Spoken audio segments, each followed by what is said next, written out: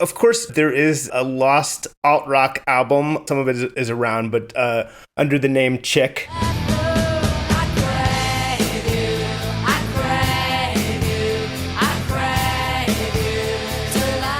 Someone's Ugly Daughter. The title of the album. Because, like, my son heard it and he was like, Mommy, like, what? Why? This is a little while ago. And he's like, Why did you say that? And I'm so like, mean, yes. I know, but it was just, it was for laughs, and it was honestly, I want to let you finish the question before I get into the answer, but yeah, there is an alt-rock album, yes. Your friend Clarissa was also on vocals, and so it's kind of a mix, but there's a version you said you were seeking out where it's really just your lead vocals. I just was wondering how that quest was going for that version. Quest for that version is going great. We actually have it. Ooh. Because this was my outlet and nobody knew about it, and most people, I'd rather they don't even know about it till we decide exactly what happens from that quest of finding those vocals.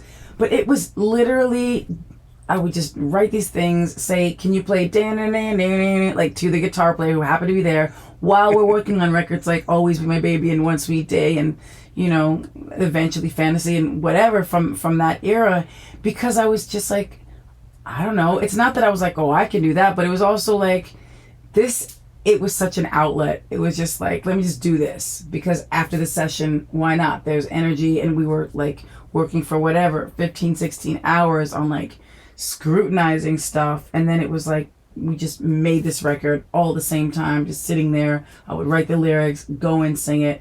And then there was a fear because some of the lyrical content was not what people were, I honestly wanted to put the record out back then under, the same pseudonym and just put it out and be like, whatever, let them discover that it's me. But that idea was kind of stomped and squashed and whatever. So yeah, Clarissa came in and we wrote one of the songs together, and she got on the other records, one or two of the other songs, and yeah, but this was really just an outlet for me to just have fun. And yeah, there were a lot of big records that were in that genre, like that moment was very that grunge moment. It was almost like a girls' Green Day kind of group moment, and of course there was the Courtney Love era of Hole and all that going on at the time, and it was just like someone's ugly. I even did the artwork. The artwork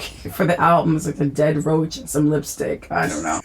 So we may get to hear this version you've unearthed. I think this unearthed version will become something that, yes, we should hear, but also I'm working on a version of something where there'll be another artist working on this with me as well. Yes.